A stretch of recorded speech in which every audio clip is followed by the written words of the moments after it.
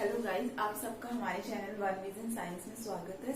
आज की वीडियो में हम डिस्कस करेंगे कि किस तरीके से एरोमेटिक कंपाउंड के अंदर इलेक्ट्रोफिलिक सब्स्टिट्यूशन रिएक्शंस होती हैं, मतलब इलेक्ट्रॉन स्नेही प्रतिस्थापन अभिक्रियाएं किस तरीके से एरोमेटिक कंपाउंड्स के अंदर संपन्न होती है। तो सबसे पहले हम बेंजीन को बेस मानकर ये रिएक्शंस बेंजीन पर देखते हैं कि इलेक्ट्रोफिलिक सब्स्टिट्यूशन रिएक्शंस बेंजीन के साथ किस तरीके की होती है।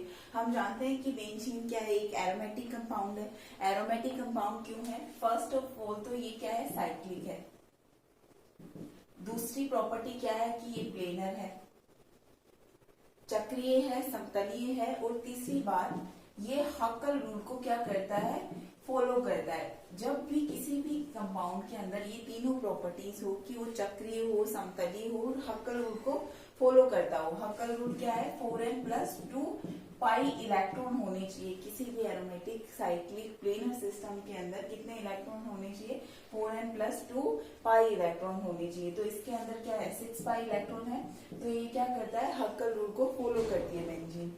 तो बेंजीन एक एरोमेटिक कंपाउंड है। इसके अंदर हम क्या देख रहे हैं, इलेक्ट्रॉन स्नेही प्रतिस्थापन अभिक्रियाएं देख रहे हैं या इलेक्ट्रोफिलिक सब्स्टिट्यूशन रिएक्शन देख रहे हैं। तो मतलब कि आने वाला जो अटैकिंग रिएजेंट है, बेंजीन पर जो अटैक करने वाला रिएजेंट है, वो कैसा होगा, इलेक्ट्रॉन स्नेही होगा। इलेक्ट्रॉन स्नेही होगा मतलब उसके खुद के पास इलेक्ट्रॉन्स की क्या होगी, कमी होगी। इलेक्ट्रॉन्स की कमी होगी और उसे क्या चाहिए होगी, इलेक्ट्रॉन्स चाहिए होंगे। तो वो ऐसे वहां पर अटैक करेगा जहां पे इलेक्ट्रॉन डेंसिटी क्या हो, ज्यादा हो। तो आने वाला अटैकिंग रिएजेंट क्या है हमारा, इलेक्ट्रोफाइल या इलेक्ट्रॉन स्नेही है। ये बेंजीन पे कहाँ अटैक करता है, पाई, क्योंकि बेंजीन के पास क्या है, डीलोकेलाइज्ड 6 पाई इलेक्ट्रॉन्स है। तो ये 6 पाई इलेक्ट्रॉन्स की वजह से इस बेंजीन की क्या इलेक्ट्रॉन डेंसिटी ज्यादा है। तो ये बेंजीन के पाई इलेक्ट्रॉन्स पर अटैक करता है और इसके साथ क्या कर देता है, सब हाइड्रोजन की जगह सब्स्टिट्यूट हो जाता है और H+ को क्या कर देता है, रिलीज कर देता है। तो इस तरीके से क्या होता है, इलेक्ट्रोफाइल का क्या होता है, बेंजीन पर अटैक होता है। तो ये किस तरीके से इसकी मैकेनिज्म होती है, हम ये देखते हैं। सबसे पहले तो इलेक्ट्रोफिलिक सब्स्टिट्यूशन रिएक्शंस में जो फर्स्ट स्टेप होता है उसमें क्या होता है, इलेक्ट्रोफाइल बनता है, जनरेट होता है। ये जो पॉजिटिव वाली स्पीसीज है वो पहले हम जनरेट करते हैं, किसी ना किसी कंपाउंड से तो जनरेट करेंगे, क्योंकि ऐसा तो नहीं है कि हमें वो पॉजिटिव ही मिलेगी, क्योंकि ये बहुत क्रियाशील स्पीसीज है, पॉजिटिव चार्ज है। तो ये बहुत क्रियाशील स्पीसीज है, तो कभी भी ऐसे पॉजिटिवली कहीं नहीं मिलेगी। ये कहाँ, किसी भी यौगिक से क्या करनी पड़ेगी, जनरेट करनी पड़ेगी। तो हमारा फर्स्ट स्टेप क्या होता है कि फॉर्मेशन ऑफ इलेक्ट्रोफाइल या इलेक्ट्रॉन स्नेही का बनना। तो इस जो फर्स्ट स्टेप है उसमें क्या होता है कि कोई भी यौगिक मान लिया जिसके अंदर क्या है, कोई कंपाउंड होता है, जैसे मान लो हमारे पास Cl2 होता है या फिर HSO4 मान लो।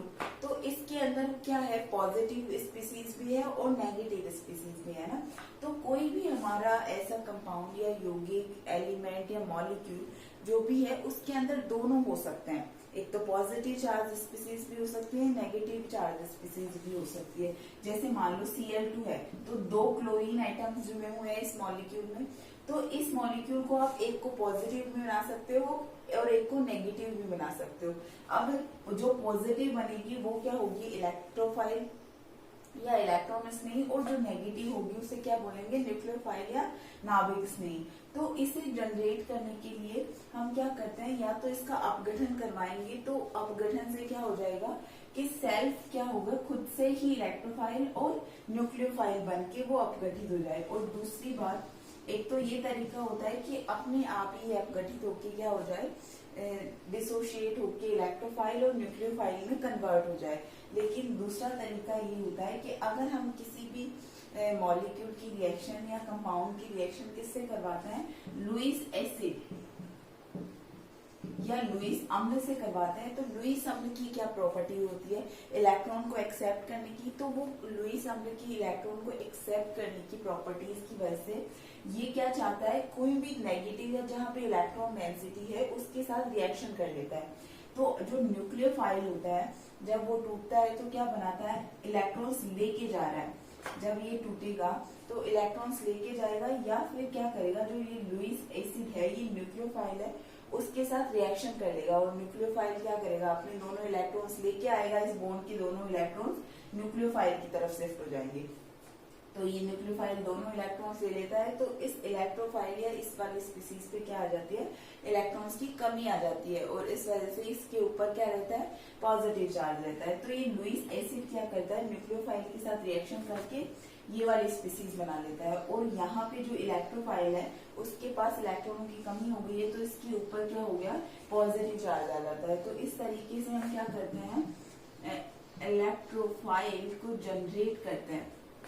इस तरीके से हमारे पास फर्स्ट स्टेप में क्या जनरेट हो गया, इलेक्ट्रॉन स्नेही जनरेट हो गया। तो सेकेंड स्टेप में क्या होता है कि जो यहाँ पे फर्स्ट स्टेप में हमारे पास जो इलेक्ट्रॉन स्नेही बना जनरेट हुआ है, जो ये इलेक्ट्रोफाइल स्पीसीज जो जनरेट हुए वो क्या करती है, एरोमेटिक कंपाउंड्स में जो पाई इलेक्ट्रॉन्स होते हैं या डीलोकलाइज्ड इलेक्ट्रॉन्स होते हैं, जहाँ पे इलेक्ट्रॉन डेंसिटी क्या होती है, ज्यादा होती है, वहां पे ये इलेक्ट्रोफाइल क्या करता है, अटैक करता है। जैसे कोई से भी पाई बॉन्ड पे ये अटैक कर सकता है, ये वाला पाई बॉन्ड भी हो सकता है, ये वाला भी हो सकता है, ये वाला भी हो सकता है। तो ये इलेक्ट्रोफाइल पे कहाँ पे अटैक करता है, ये पाई बॉन्ड पे अटैक करता है। जैसे ही यहाँ पाई बॉन्ड पे अटैक करेगा तो ये पाई बॉन्ड क्या हो जाएगा, टूट जाएगा। यहाँ पे अटैक करेगा ये, इस पाई बॉन्ड पे इलेक्ट्रोफाइल जैसे ही अटैक करेगा ये पाई बॉन्ड क्या हो जाएगा, ब्रेक हो जाएगा।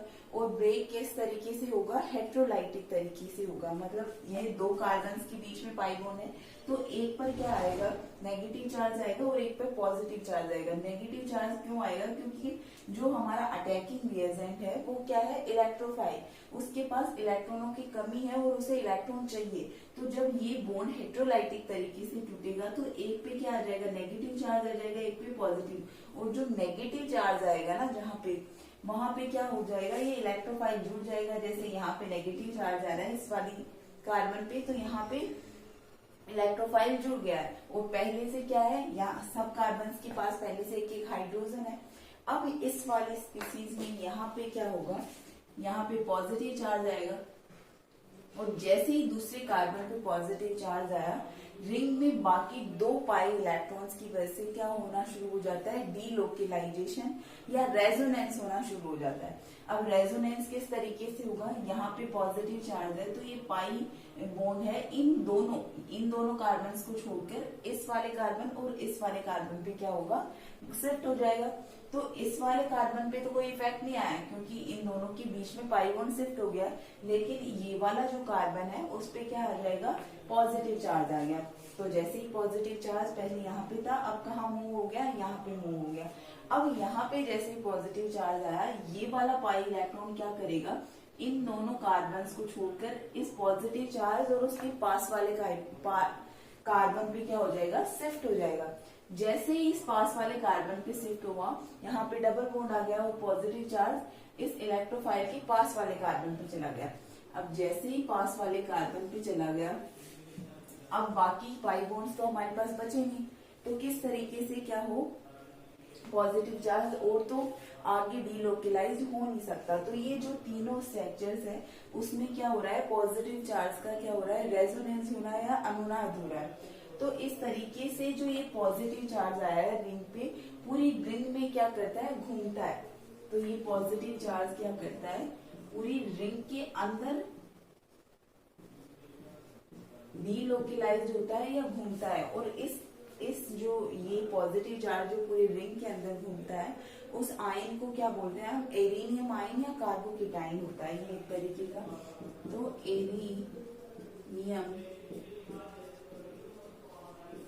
एरिनियम आयन क्यों बोल रहे हैं, क्योंकि ये एरोमेटिक स्पीसीज के ऊपर रहा, उसके अंदर पॉजिटिव चार्ज क्या हो रहा है, घूम रहा है।